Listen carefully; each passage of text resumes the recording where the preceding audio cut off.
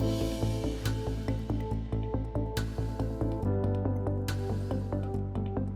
right, welcome back to Roundtable Prime 2025 from DoubleLine's offices here in Los Angeles.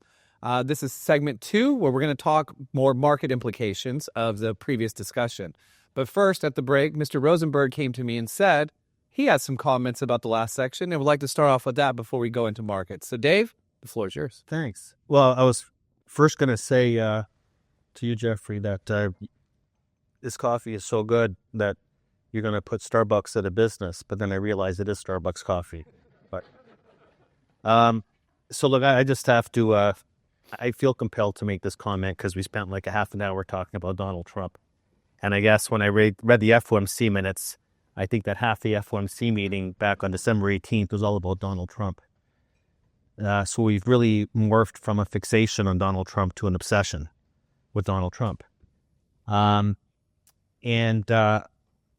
just want to offer up that he has a mandate, but it was no landslide victory. That was not a landslide. We've seen landslides in the past. This was not a landslide. But what I want to say is that, I'm giving a presentation next week, and I put together a whole new slide package. And my head of sales says to me, well, there's no Trump in here. So what was he going to do? Put like a picture of like fog? What was it going to do? There's no Trump slide. What are we supposed to do here? We're supposed to be forecasting around what Trump is going to do or what Trump is not going to do. And I never make prognostications, whether it's market or macro, based on politics. Okay? Because usually the people that do that get it wrong. What would we have said in 1968 when Richard Nixon got elected, that he was viewed as some right-wing nutbar, and he was probably, I would argue, one of the most progressive presidents of the past century? What we say, Ronald Reagan was supposed to create the conditions for World War III, and instead we ended up having the breakup of the Soviet Union. We're supposed to get under Ronald Reagan, smaller government, but in reality, we got bigger government and bigger deficits. We can go on. Bill Clinton was this radical socialist from Arkansas. And who ever thought, now maybe it's because he had another Treasury Secretary that was influential named Bob Rubin, that he would push Bill Clinton to the right of center, and we would get tax cuts, we would get deregulation in telecom, 3 strikes and you're out, welfare policy. Who thought that Bill Clinton would ever do that? George W. Bush comes into power, and he was supposed to be running against Al Gore on pulling back the U.S. from the global arena. And the next thing you know, because we're overtaken by events constantly, that we're fighting wars in Iraq and Afghanistan and so on and so forth. Then we talked about Barack Obama, transformational president. We can argue Trump is a transformational president. And as Charlie said, Obama was his first 2 years, and then it was nothing for the next 6 years. What is it that we're supposed to be doing here, talking incessantly about Donald Trump? So I remember when he got elected the first time in November 2016, Larry Lindsey. And who was smarter than Larry Lindsey?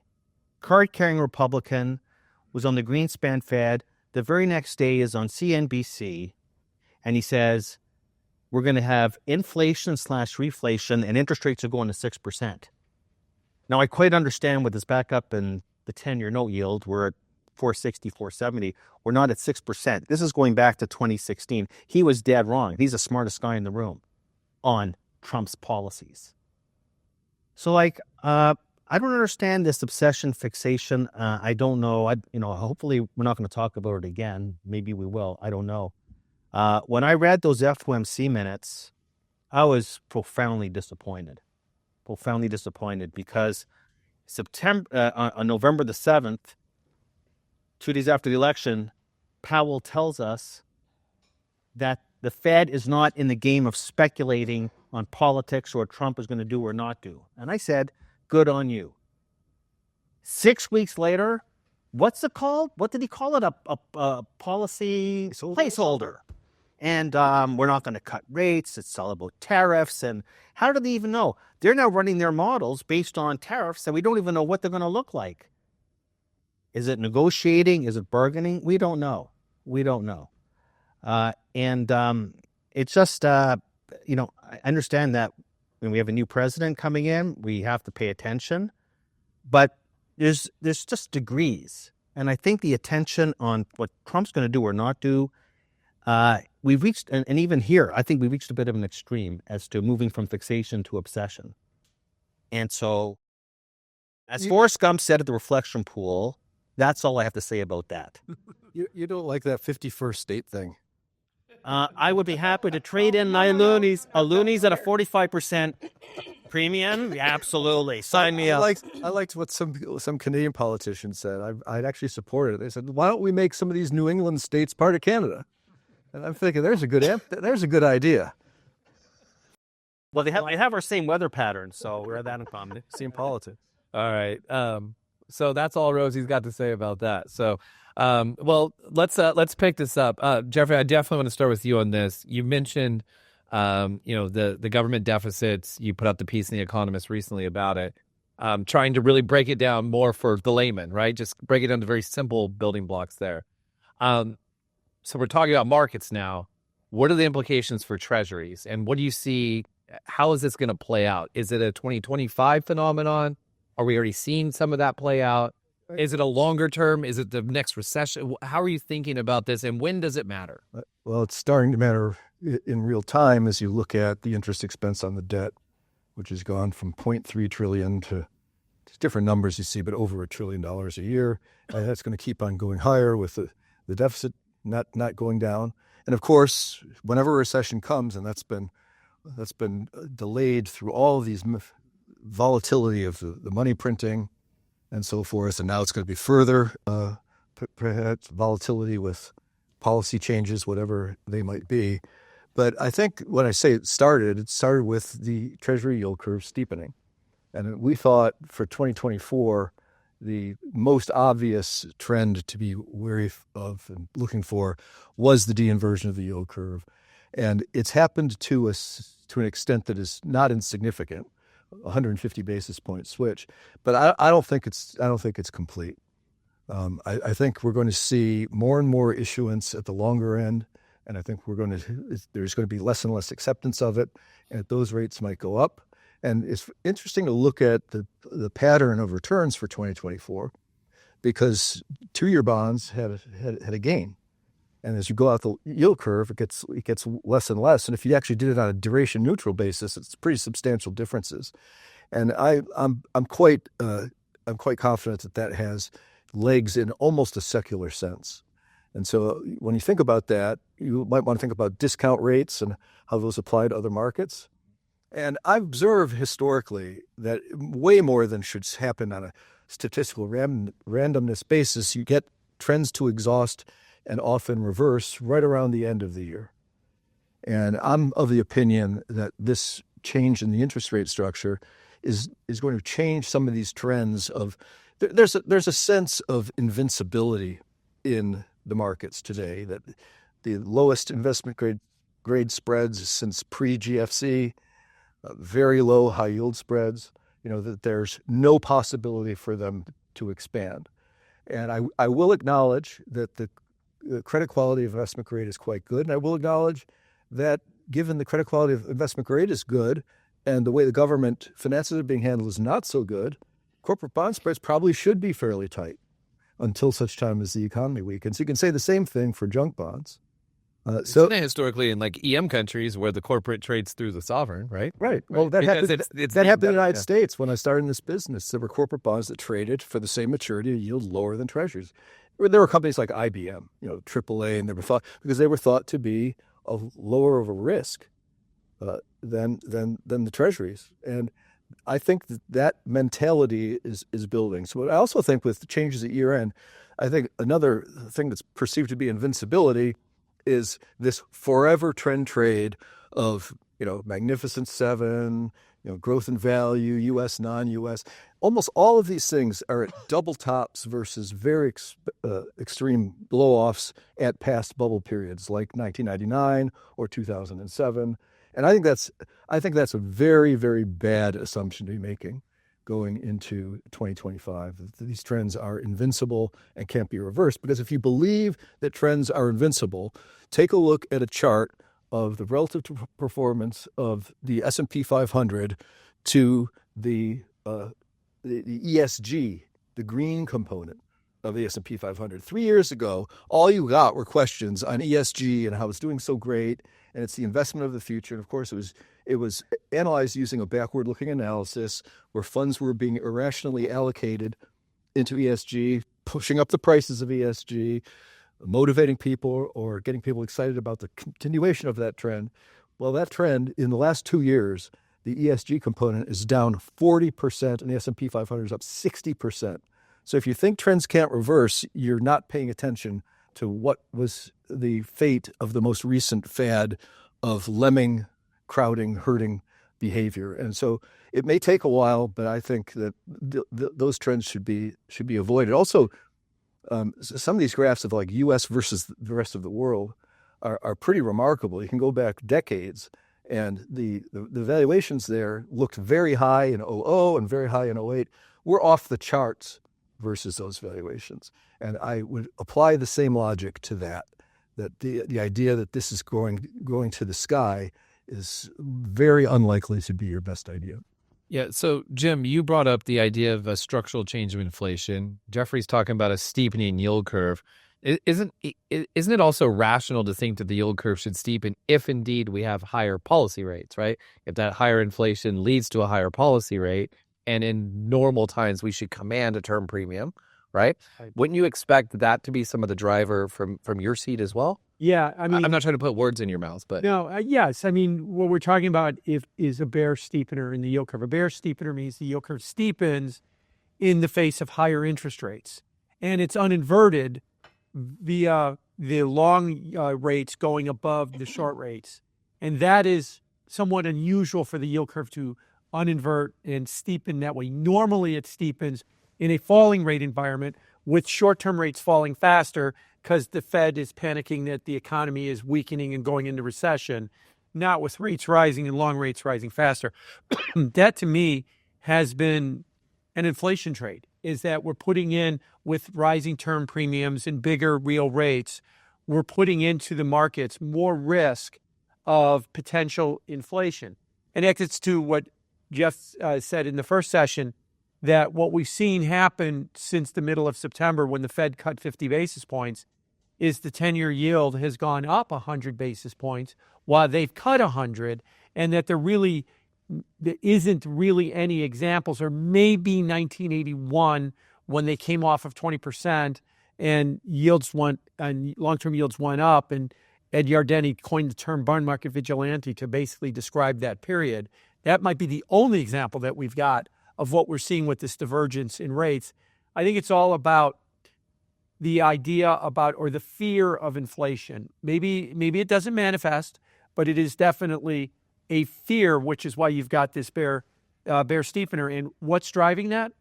The idea that the economy, 9 of the last 10 quarters, has grown at least 2.5% top line. Yes, it's a K-shaped economy. Yes, underneath there's a lot of issues. But the top line is growing at 2.5%. That's above its potential, meaning that it's fully, that's what you should expect out of the economy. Well, like during the post-GFC to the pandemic, I think it was like 2.3% was the annualized growth rate over that period. Right. And now we've got... That's why you talk about above potential. Right, above potential. So now we've got like 9 of the last 10 quarters that are above that. Now we got Trump coming, and I know we're not trying to be obsessive about Trump, but that's fiscal stimulus, that's tax cuts. That's going to put a tailwind to the economy. Then you throw in the Fed is cutting rates. The market's going, wait, we don't need this. We got enough already. All this is going to do is produce fears of inflation. And you see that in shorter term TIPS inflation break-even spreads at 2-year and the 5-year tenors, that they're moving up. And that's why the more they talk about cutting rates, the higher long-term rates are going to go. And I think that that's really what we've got. You add it all up, And we've got this unusual situation of the bear steepener with rates going up and long rates going up faster. The economy is growing above potential. How is that consistent with the unemployment rate trending up and the industry capacity utilization rate trending down? How does that compute? Because if the economy is growing above trend, then employment rate should be going down, but it's no longer going down. So how do you reconcile that? Let's start with that the unemployment rate of 4.3, 4.2 is fairly low to begin. No, but it's not about the level. It's about the change. Right. Let's throw in another factor too. The population growth in the United States is the fastest it's been in 30 years. It's growing at about 1.15% through the end of 24. It is 80% of that population growth is being driven by immigration. The vast majority, I don't want to say the vast majority, but more than 4% unemployment is coming from those immigrants. In other words, the immigrants that are coming into the country don't have jobs. And that's what's pushing up. The population growth of this country is the big driver in a lot of these data. It has done a complete U-turn from where it was, say, pre-pandemic to where it is now. We're importing 4 million people a year into the country, and we're importing more than a higher than 4% unemployment rate among those people that are coming in. It's getting picked up in the surveys, and it's pushing up the unemployment rate because you've got the unemployment rate rising, and we're not anywhere near a negative payroll report. It's not like we're contracting jobs. We're still creating jobs. We're not creating them fast enough, which is why we hear that there's, the natural, how many jobs do we need for the demographics of the country, that on the long term, it's 75 or 100,000 jobs that we need long term in order to satisfy the needs for the population growth. But in the short term, the next couple of years, it's like 250 or 300,000 jobs. It's the flood of people that are coming into the country. So don't confuse the rising unemployment rate as a signal of the economy weakening. Think about it more as it's telling you about the population growth in the country. I didn't say the economy is weakening. I just went back to say, why do you think the economy is growing above trend if labor market slack is rising? That's all I asked. I didn't talk about, the unemployment rate comes from the household survey, right, which hasn't created any jobs in the past year. So it doesn't come from the payroll survey, and half the growth in the payroll survey is coming from the birth-death model. But let's put that aside. I'm not talking about how weak the economy is. I'm talking about how do you reconcile the view that the economy is growing above potential at a time when the employment rate is trending higher? I guess what I was trying to say was that I think the employment rate, what you're asking me is to tie the unemployment rate and the growth of the economy together, and I'm trying to separate them. No, I didn't tie it to the growth in the economy. I talked about why do you think the economy is growing above potential in the context of a rising unemployment rate? Well, I could tell you why I think the economy is growing above potential, and I just said why I think the unemployment rate is rising, but I don't think that, you need to have one unified theory to explain both of them at the same time. That's what I'm trying to say. The unemployment rate is somewhat decoupled from it. The measure of the unemployment rate is about the measure of the growth of the country, population of the country. It is not an economic indicator as much as we used to think it was. No, Jimmy, if you look at the JOLT survey and you look at the firing rate, the hiring rate, the quits rate, and the opening rate all combined, it's consistent with a labor market that is creating economic slack.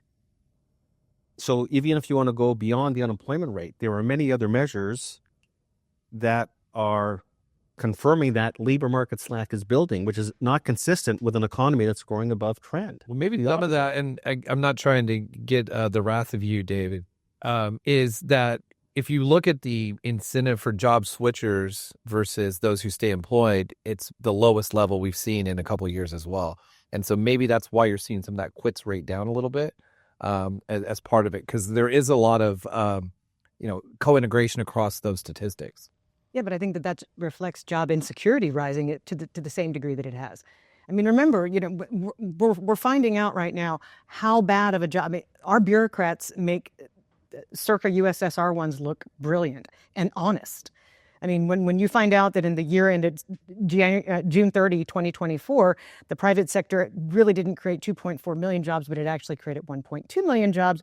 And you look at the trajectory of the revisions going forward, and this is something I've talked about with Bloomberg's Anna Wong, it looks like payroll losses, once the dust settles on the revisions, had started in April of 2024. that once we finally see all of this come through, the Bureau of Economic Analysis came in after that quarterly census of employment and wages and took down second quarter personal income for the country by $91 billion. And what was left over was $65 billion. When you see the magnitude of revisions that we saw in 2001, that we saw in 2007 and into 2008, and we're seeing now, I think it's very difficult to say with any certainty that there's increased security in this job market. And in fact, especially when you consider the fact that back in 2007, 2008, there was no gig economy. Uber was born in Paris in 2009. We have part-time unemployment for economic and non-economic reasons right now at the highest level since it was in 2010. Why is that? Because people aren't applying for unemployment benefits. Why would they? Making what, $300 a week? They're like, I can go drive for Uber and make $1,000. So we haven't had that shock absorber for the economy that's been absolutely tremendous. And by the way, to your point about immigration, I have not gotten in an Uber or a Lyft in Dallas in weeks and not thank God that I speak Spanish. Well, if they're making $1,000 a week, you sign up for some of this, as a side hustle, I'm sympathetic to thematically what Jim's talking about, which I used to phrase parallel lines meet in a wiggly world, which means you can't. It's why regression analysis for looking toward the future doesn't work. The coefficients are not constant. They change, and you don't know how in which they're going to change. And what you're talking about is this demographic thing is it's a wiggly world, and I think that I am sympathetic to that way of thinking, because again, I think that in a secularly rising interest rate environment, especially at the long end, you cannot map over the relationships of the secularly declining interest rate environment. And I would say it's been made even more wiggly by all of this stimulus and now perhaps cutting or perhaps tariffs, who knows, that we're talking about. So the thing that, when you talk about the inflation rate, I don't really think the inflation rate that people in our industry talk about and the Fed talks about is what's really bugging people down in the real world. They don't like the price of eggs is still $18 for 20 eggs. They're used to it being lower, and they can't afford it. To them, it makes no difference if the inflation rate for the next 2 years is 2% per annum or 3.5% per annum. It's already just the price level cannot be afforded. The cumulative increase is yes, it's still massive. We've gone from a 2% trend in most inflation measures for the 20 years previously to 2020 to suddenly it's spiked up tremendously with the M2 money supply, which I know Dave is very familiar with, and the M2 is shrunk a little bit, but it was still at a very high level versus trend, and it's still not to that trend level that it was. But why is that different then from what Volcker inherited? After 10 years of rampant inflation, 10 years, not 18 months, of rampant inflation in the 70s. Paul Volcker is revered for being the inflation dragon slayer, but with all due deference, he never brought down the price level. The price level never went down in Paul Volcker's 7-year tenure. He slowed down the rate of growth. The price level kept on going up. The price level is keeping on going up. So what's different? What's different? We talk about the 1980s was a period of rampant disinflation, and we tip our hat to Paul Volcker for accomplishing that. But we don't say, well, Paul Volcker presided over a 30% increase in the price level during his tenure. But he instituted a 10% real interest rate, a 14% real interest rate. That's what's different. We have a real interest rate now. At least it's not negative, but it's not double digit. We had 10 years of inflation. We got inflation. I cannot even believe that we're still talking about the inflation that in the overall annals of economic history was 18 months. Okay. I can understand going into the 1980s, we had 10 years of inflation. Okay. And now we're just talking about inflation. We had 18 months of inflation, and God forbid for a few months we settle in close to 3%. We have a new secular inflation trend. From what? It doesn't make any sense to me.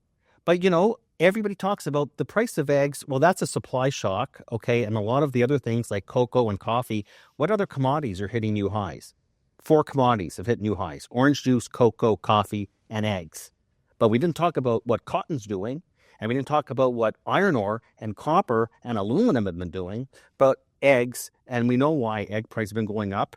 And unless Jay Powell wants to start some chicken farms, there's nothing the Fed can do about the price of eggs, okay? One thing I like about Jay Powell is he says things like, if you take out the data you don't like, Wait, you had my attention there for a minute. if you take out the data you don't like, like Bob Ross, I was going to take notes. like paint your own picture in there. Yeah, but yeah, that have a cloud over there, put it there. thinking objectively. Yeah. But I think that was Jay Powell in Dees of 2018. That was a happy mistake, right? That he said automatic pilot. in here. Put a All right. river. So you guys have all digressed. You're not achieving the objectives. We want to talk markets. Jeffrey started off okay. We got out of fun. We're back on inflation again. Someone's going to say the T word, and then Rosie's going to spell them out. Nope. So what we need to do here is bring it back. So Danielle, you've written a lot about corporate bankruptcies and a lot of signals you're getting, some in commercial real estate, a lot from the bottom up. 2024, to your credit, was a record year in bankruptcies. Yep. Some of it gets absolved, as our credit folks in the leverage finance say. There's a lot of creditor-on-creditor violence, meaning that there's debt exchanges. Yep. Bad company takes a bad company, Well, levers it up more. Before you move on, twice the number of distressed debt exchanges as bankruptcies in 2024, which is basically a bankruptcy and drag. Right? I don't know if we can say that in California, but that being said, I'll let you have your Texas roots. So, but the thing is here is that if you look at it, some of this is also being masked by the private markets, right? Oh, gosh, yes. Yeah. So where are you shaking out on this? What are the implications as you think through debt markets as a credit investor? Mhm. How are you thinking through that, and what's that telling you? See what I did there? Got us off inflation. So during the break, I was actually talking about the extraordinary growth that we've seen in non-depository financial institution loan growth. Okay, so past 5 years, inflation adjusted 10% growth per annum, inflation adjusted in NDFIs. All other lending outside of this, flat as a pancake. Yeah, but is that primarily private markets? A lot of it is going into private credit. So private credit was a decade ago, $500 billion. Now it's 1.6 trillion and growing really fast. They want to take it to $5 trillion in 5 years, is what all the conferences said late last year. Throw in asset-backed securitization. Apollo said it was going to 40 trillion. So this is actually, to your point, Jeffrey, I think that one of the reasons that we're seeing depressed high-yield spreads is because that's not where the risk has moved. And the reason we're seeing a 20-month high in leveraged loan defaults is because that's a little bit more visible, but it's also one step closer to private credit. So a lot of the risk that would otherwise be visible and manifest in high-yield spreads today, you can't see it because so much has moved into private. But don't also forget that the loans are typically floaters, thus they were impacted more meaningfully. This is not going to end well. And I think that what people need to realize is that there's going to be a feedback mechanism into the high-yield market that you will see. In fact, Bloomberg had a great, huge story out today that was saying that high-yield spreads right now are like a rubber band waiting to snap. But it's the feedback mechanism from private credit into leveraged loans into high yield that I think is one of the biggest risks, as well as the fact that banks are increasingly impaired. So you've had double defaulting corporate debt. You've had double default. Define double defaulting? That means that the same loan defaults twice. So it's modified, it's extended, it's pretended. Identical phenomena has, you've seen a doubling in double defaults in commercial real estate loans in the past few years. So you're saying, subprime borrowers have that moniker for a reason? They're serial defaulters, right? Yeah. They're serial defaulters, but the reason I bring this up is because the credit rating agencies are starting to get itchy. They're having a hard time not downgrading. Now the FDIC, some of the other regulators are like, because they can't make bank marriages happen because banks are still sitting on all of these unrealized losses in their Treasury and mortgage-backed securities portfolios. So try brokering a marriage of that when you can't value the CRE book in a state of double default. So the regulators are saying, don't downgrade, which is opposite what happened with subprime mortgages. So I think 2025. Well, they were very cautious at first. The subprime, the first downgrade was from AAA to BBB minus. Right. I think what you're going to see this year is, I think we've kind of reached finally the end of extend and pretend. You saw Ally Financial go boogie right out of the mortgage market a few days ago. Their charge-offs are just through the roof in autos. But you're seeing extend and pretend in credit card books. You're seeing extend and pretend in auto loan books. And Bill Moreland, big shout out at Bank Reg Data, does a really good job with bank call sheets.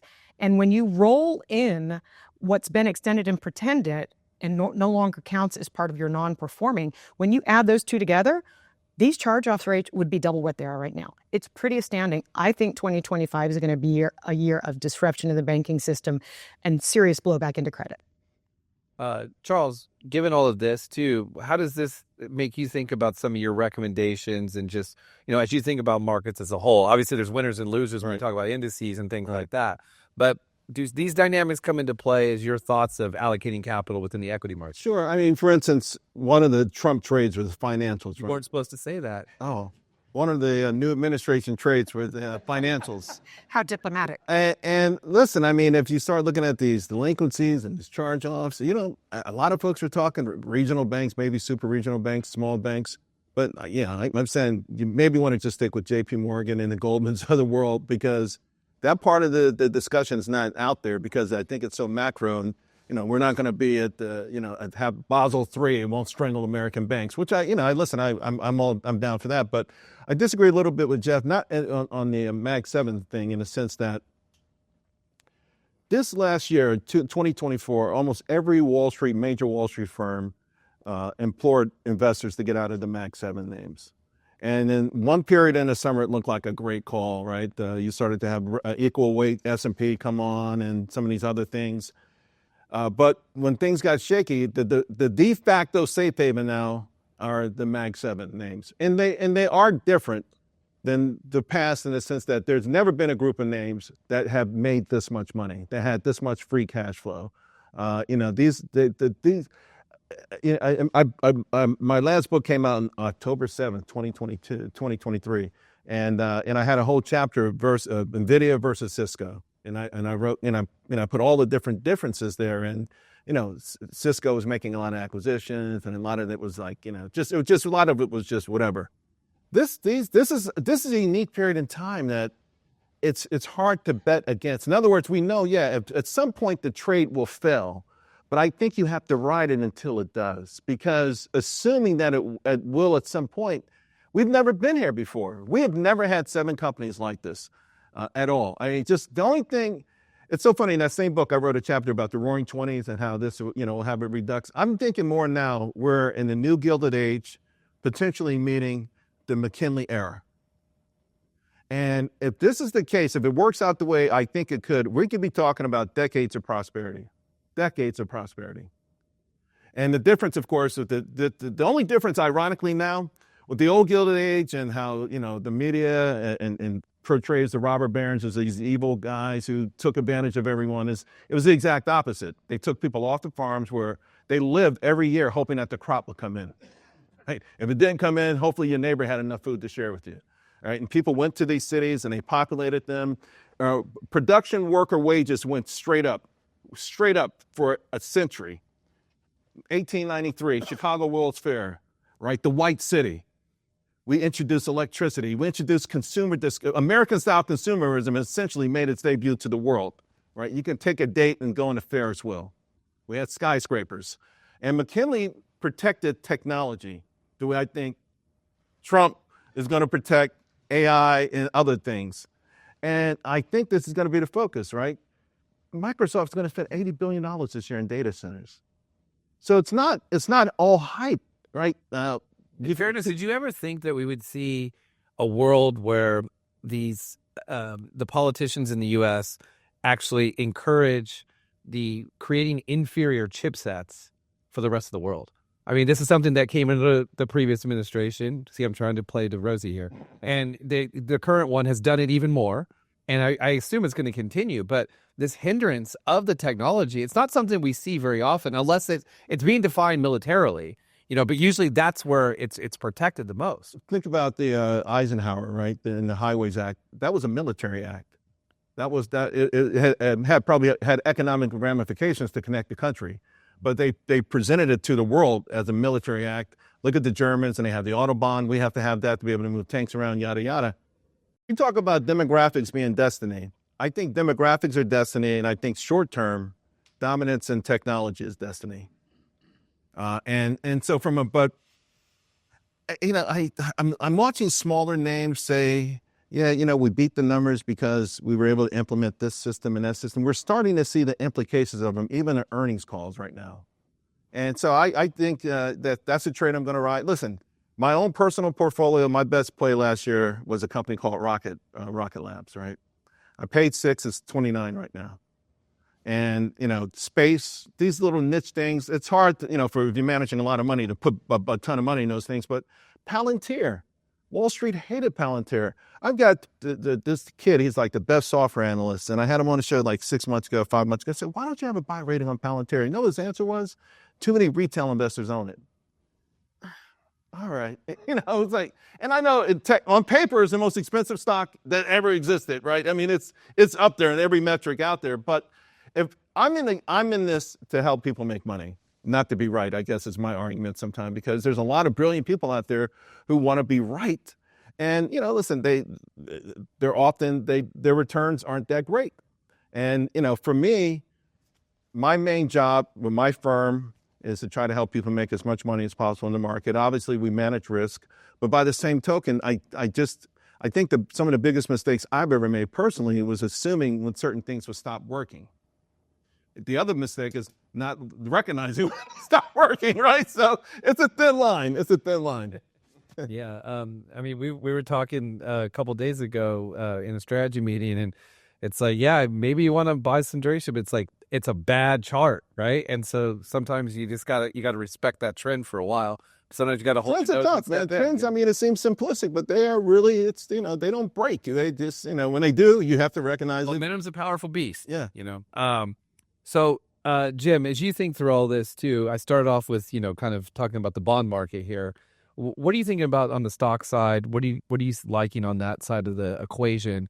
And, also you write a lot about gold and things as well. Gold had a great year last year as well, right? Yeah. I'll start with the first part of your question with the stock market and riff off of something Charles said about that we could be poised for decades of prosperity coming forward. In something that I said earlier, when technology comes, it isn't, here's my business model. This is the way our business works. Now we'll just unplug these middle management people. We'll stick a computer in and our margins will go up and everything is going to be great. We're going to have to redefine all these business models. And in that process of redefining all these business models is that prosperity that we're going to come. We're going to make businesses work in ways that were not possible, that we haven't thought of. And a lot of that is going to continue to come forward from here. And that's both, exciting and scary at the same time, because it's the Schumpeter creative destruction is what we're talking about. And that's what leads you to a period of decades of prosperity if you allow it to happen. When you start in on, no, we have to have inferior chips, you're protecting the status quo. That's when you have decades of stagnation. And hopefully we're getting away from that, and we're going to have those periods of prosperity. As far as the stock market goes, I'll say this about the stock market. It's about expectations. And what worries me a bit about the stock market is not that it'll go down, not that you're going to lose a lot of money, but that we have unrealistic expectations that everybody's kind of caught this, I call it the FOMO bubble, right? That something is going to go up 50% this year. A big idea is going to go up 50. What is it? And how do I play it? Because there's always a 50% idea. Well, what about if the markets are going to give you 6 or 7 or 8%? And if I'm right, and we're in a 3% world, and you could keep churning out 6 or 7%, no. I want the 50% idea. I want the 25% idea. To what you asked me before, last year gold was up 25% for the year, and the S&P was up 25% for the year. That is the first time ever both of those returned more than 25% in the same year. And most people don't realize that gold did it, except the gold bug folks, right? Right. You would never, you could win that bet in a bar. So you've got everybody going, yeah, because so many things go up 25%. Now, I'm talking not individual stocks. I'm talking like sector kind of ideas. So yeah, there's all kind of things that are supposed to go up that much. So what I'm afraid of with the stock market is this expectations game that, yes, you can continue to make money. Yes, you can continue to make money on a real basis, well above the inflation rate. But are you going to double your money every 3 years? That's effectively what a 20 or 30% gain is. No, you shouldn't be expecting that unless you're going to micro ideas of a particular stock or a narrow sector. But if you're waiting for asset classes to keep doubling every 2 or 3 years, I think that that's going to be, where the disappointment could come in. And if it continues, then you get into real overvaluation areas, and then you could be, poised for some kind of a pullback in the markets. You're referencing the survey of consumers. Do you expect significant gains in stocks over the next 12 months? It's like 60% higher than the previous. Right. That record high. conference board. Well, the other one, though, the This is AAII, the your American Fed. Association of Individual Investors, ironically, that's come down a lot. It was 50 in October, and now it's below the historic average. It's like 33%. And that's a weekly survey. So It's super noisy though, too, right? In fairness, it's been orderly, in the last couple of years, it's been really right. I mean, it's the CIO, the investment folks who seem, the professionals who seem a little bit more exuberant than normal to me. That, I mean, my worry is the rotation trade. I love the rotation trade. It's a lot, hey, I can make money at 493 stocks. It makes it a lot easier. I want the rotation trade to kick in, but. So far, it hasn't. To your point, in part, I think, Jim, because people are like, "Listen, we could hit these grand slams right now." Right, and they're kind of ignoring it. And on the rotation trade, I think that the companies that are not Google or Meta or Apple or NVIDIA that are making AI, you're saying, oh, what does it mean for our company that AI is coming? Start with, how do we structure our business? What is our business model supposed to be in this environment? Like I said, I can't emphasize enough that this mentality is, oh, I'm going to buy this computer and I'm going to fire these 3 people and the computer's going to do their job, and that's what AI means. No, it's way, way more than that. And it's both scary and really opportunistic at the same time. Well, AI is just a massively high-dimensional correlation matrix. It's really what it is. So to distill it down, you brought up 2 25%ers. Of broad asset classes. The China large cap ETF, which is, it invests in large cap in China, obviously. It was up over 30% last year with all of the ramifications of what's going on in China. Usually people have very strong opinions about investing in China. Where do you guys sit today? And that's a jump ball for anyone. I'll jump in on that one. What happened with China was, until September, it was a giant horror show. China was a sophisticated way to continue to lose money. Then the Chinese government panicked. They announced what seemed to be like a stimulus program a day, and they cut rates. They printed money. They even talked about the idea of a low-tech helicopter. What I mean by low-tech helicopter was they were going to deploy government workers with wads of yuan, their currency, to hand to homeless people so they could spend money to get the economy going. I was like, it's more efficient if you just throw it out of a helicopter. You were trying to draw the parallel to helicopter money. Yeah, right? exactly. We did in Vietnam. Exactly. Yeah. Then their market went up something like 25 or 30% in 10 days, right at the end of September, and hasn't done anything since. Meanwhile, their bond market yields are collapsing to the lowest levels that we've seen. As I mentioned, their stock market has stopped going up. Their economy's GDP is, if you take out the periods of COVID and Tiananmen Square, if you take those 2 periods out, they've got the lowest levels of GDP growth in 50 years right now. And Wall Street thinks next year will be lower and 26 will be even lower.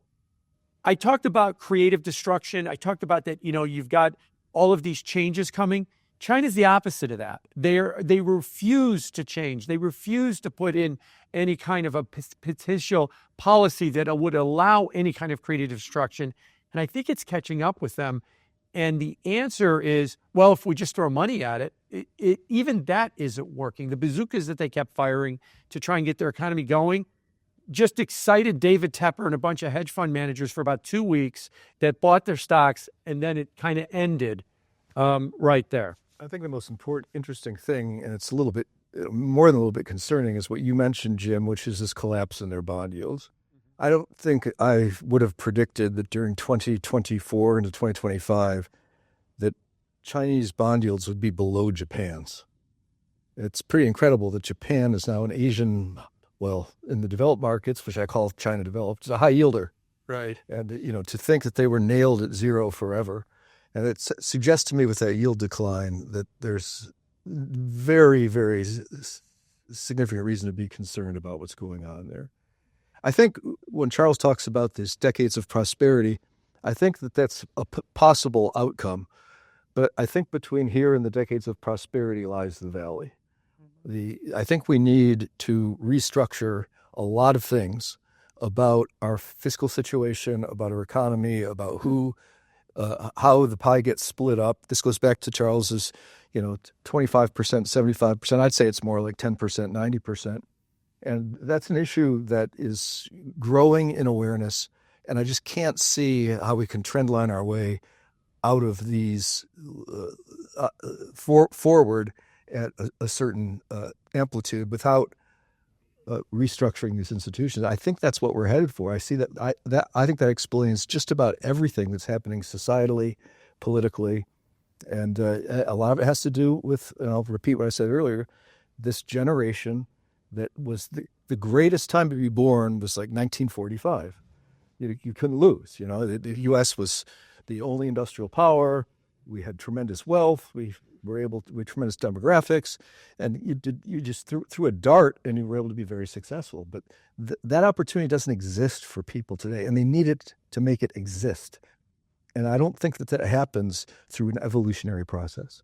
Yeah, that's what I was trying to say when Dave was talking earlier, was that there was something about that Volcker era too, that so many people didn't own financial assets, they owned housing and real estate, and it benefited from those inflationary environments. So although, you could argue that over the last 4 years, the asset owners have done well on both sides, but I think there's just more vocalization, and people have the Twitter, they have social media, they have ways of getting out there where it's not being controlled by the institution where it was before. With that, though, I want to talk about Japan, too, because you brought up the Japanese yields.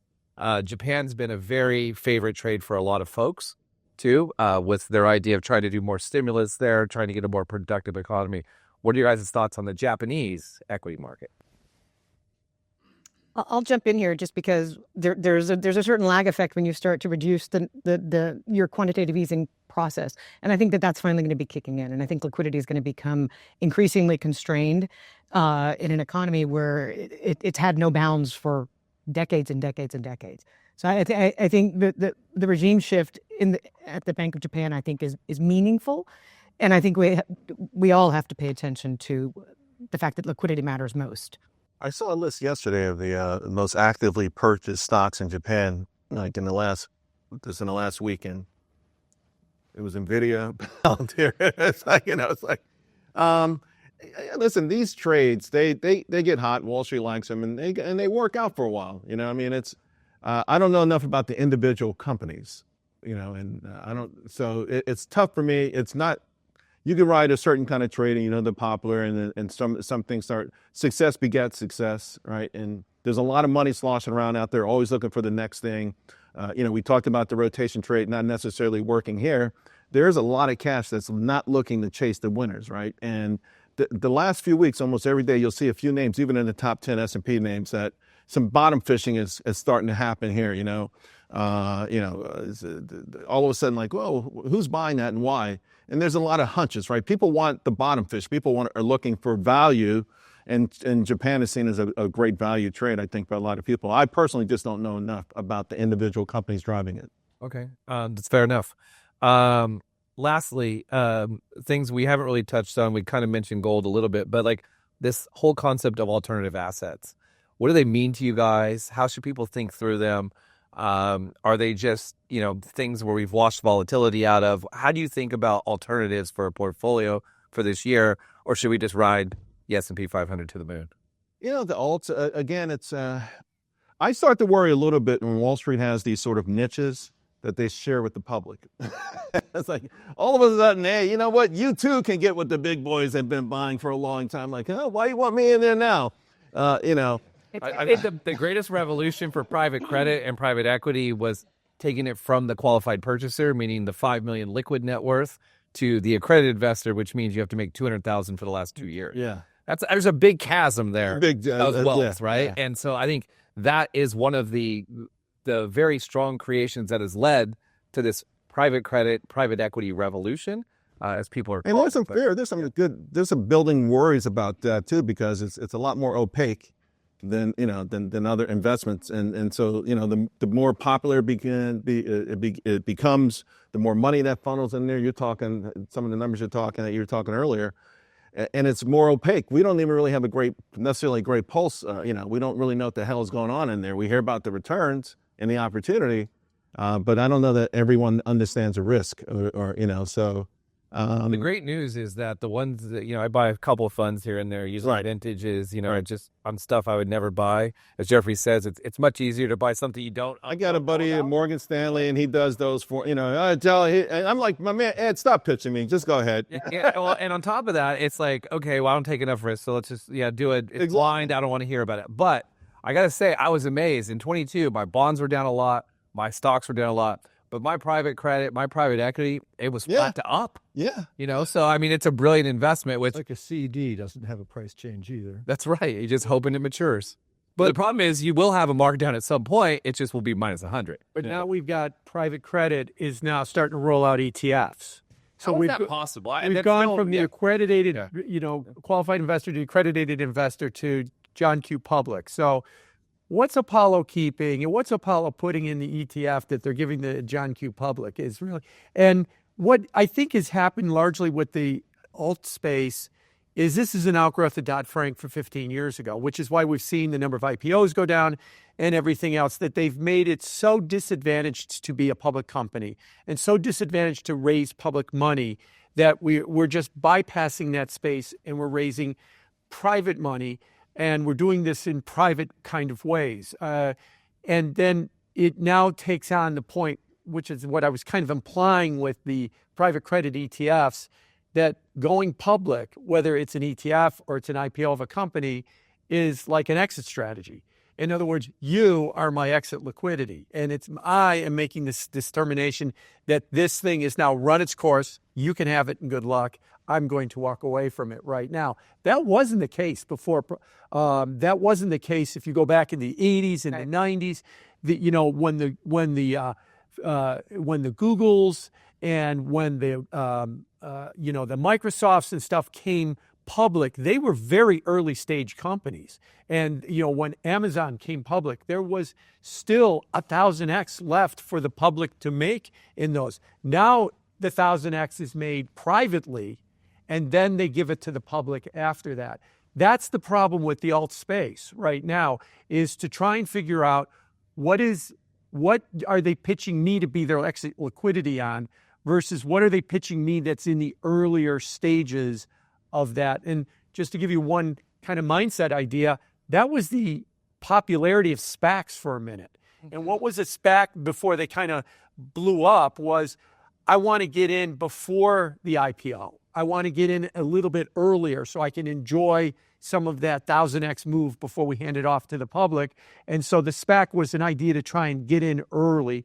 But then they turned that into exit liquidity too. And then that wound up being There's bad. still one that's pretty good, but I can't mention the initials because we'll get Rosie upset again. Rosie, what do you think about all this? I've been giving you a hard time over here. What are you feeling about markets today? Well, I'll come back to what Charles said before, because it reminded me of Chuck Prince in July of 2007 when he famously said, you got to keep dancing till the music stops. And who knew back then that the music was going to stop 3 months later? So I don't know. I'm not really a market timer. And, we always hear that valuation is not a timing tool. Fair enough. However, the one valuation metric that goes back 100 years, that is a 10-year smooth multiple. So it covers the entire cycle. It's not just a 1 year forward, 1 year trailing, is the CAPE. The cyclically adjusted price earnings multiple. And right now, as of in January, The S&P 500 CAPE, well, you know what that number is, right? It's 37. Okay. So when was it last 37? December of 2021, and 2022 was not actually a very benevolent year for a long-only equity manager. It was last year in 1999 and last year in 1929. So I hear that it's not a market timing tool, but it's either a headwind or a tailwind at any moment in time. But when you get to a 2.3 standard deviation event, now I want to make this point clear, as somebody mentioned before about the ratio of the U.S. stock market cap to the rest of the world. There is no other stock market in the world that is a 2.3 SD event right now, except for the S&P 500. So that classifies actually as an official price bubble, not a mania. We've morphed from a bull market mania into a bubble. And, Charles, did say that we have these 7 great companies, and they're great companies with business models and with cash flows. And I get this all the time. Well, you can't compare this to the quotes.com bubble of the mid to late 1990s. And I don't disagree with that, but it wasn't about pets.com. It was a broad, we called it TMT back then. Do you remember? Technology, media, telecom. It was a broad technology bubble. And we had great companies with great business models and great free cash flow back then. And they're around today. We had Microsoft. We had Intel. We had Cisco. We had IBM. Okay, we had all these companies, and they're still great companies. And they were great companies back then. But the problem is that their stock price wasn't so great. And then we had a mean reversion trade, as per Bob Farrell's rule number 1. And then their stock was in the penalty box even after the lows for 10 years. And they're great companies, and they're still around today. So I am pretty nervous about the stock market. I know, I'm the boy who cried wolf. But remember that the wolf shows up at the end of the story. And then what is going to happen next? Here's what keeps me up at night from a societal standpoint, because we talk a lot about society.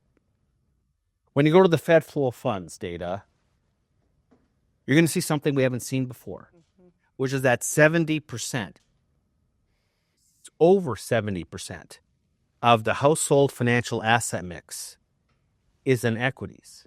So not only now, basically roughly 10% is in bonds, and then the rest is in cash. This is doesn't include durable goods, doesn't include art, and doesn't include your real estate. It's the financial asset mix. This is a higher concentration of risk on household balance sheets than we had back in the late 1990s. It's unprecedented. And of course, what's happened, and which we didn't touch on, was the proliferation of these passive index funds. That when Vanguard first unveiled them back in the mid-1970s, we were told that this would never account for more than 20% of the market. That's what John Bogle told us, and it's now almost 60% of the market.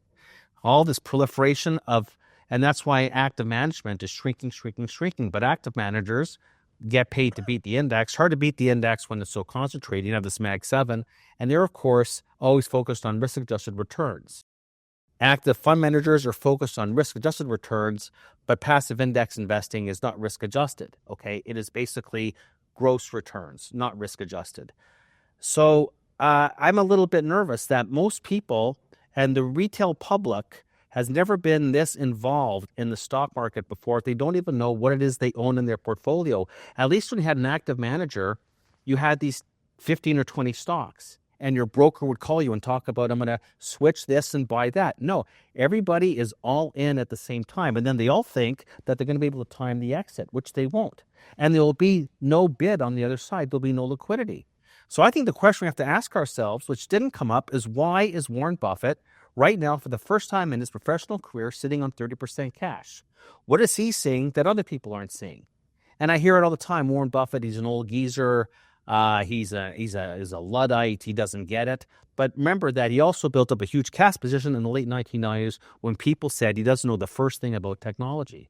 But he's a classic value investor, right? So price is what you pay. Value ultimately is what you get. And this is actually what underpins my bullish call on Treasuries, because I think there is going to be a forced asset mix shift. There'll be a forced flight to safety. Now, maybe, Jeff will think, well, 30-year bonds, that is not safe. However, there are particular characteristics, even in the maligned long bond, that other asset classes don't have. What's the surety of payment? And there is no capital risk. Admittedly, there's duration risk. We can talk about inflation risk, but the bond market is a different animal than the stock market is. So we're at like I say, we're at a 2.3 SD event. And I'm going to tell you that when I talk about this with my clients, their eyes just glazed over. Like nobody gives a damn. But when we've been here before, bad things happened, not to the companies, but to their share price and their shareholders. And then what you'll have is a CFO get on, I remember this during the GFC, come on and say, well, it was a 17 standard deviation event we experienced to the downside, which is impossible, by the way. Your vol's wrong, Chris. But Can I connect one last dot, please? please, and we'll make this the final cut of this section before we go to the final section. So let's just say Mr. Gundlach here is right, and that the unemployment rate's going to go from 4.246 up. And let's just say that this 2.3 standard deviation event might or might not lead to a serious correction in the stock market. Either outcome forces the Fed to lower rates to a greater extent than what the markets have priced in right now. I don't bring this up because of inflation or any other determinant of Fed policy, but Fed policy is reactive. Guy sitting by you, Jim Bianco, taught me that years ago. The Fed will react. So if there's a big correction in asset prices, the Fed will react. If there's a substantial increase in the unemployment rate, the Fed will react. But my question to leave everybody is like deep thoughts. What was that Saturday Night Live? Anyway, thank you. My question is, in 2001 and in 2007, what happened after the correction? What did the baby boomers have the ability to do back then? They had the ability to say, I'm going to work for 10 more years. I'm just going to make it back. 40% of U.S. equities are owned by individuals over the age of 70 years old. Okay? Your baby boomers are in their 70s. They own the stock market. What do they do if the Federal Reserve lowers interest rates and takes away the incredible income that they've been making, cash-free, 5.5%, 4.5%, whatever it is?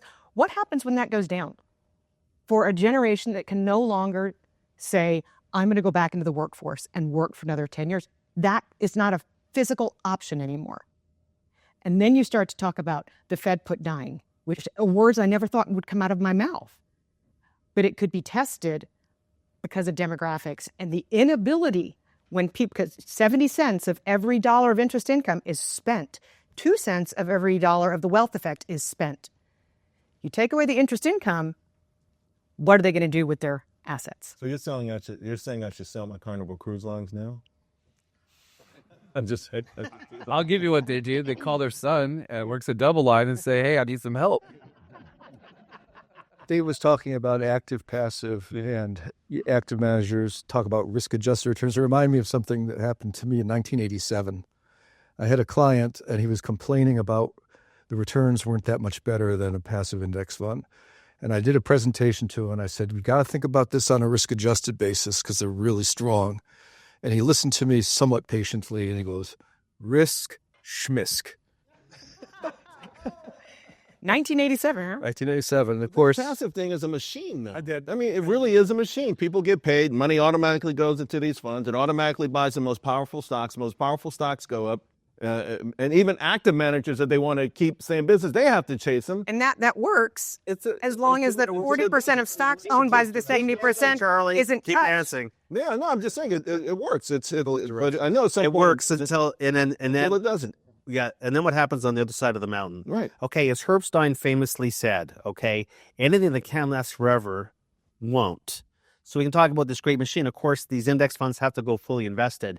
But what happens when we, God forbid, whatever, markets do not go up indefinitely. Right. And there's a lot at stake here because everybody is all in at the same time. I'm not a fan of the passive, I'm just saying that for the fix is in until it's not.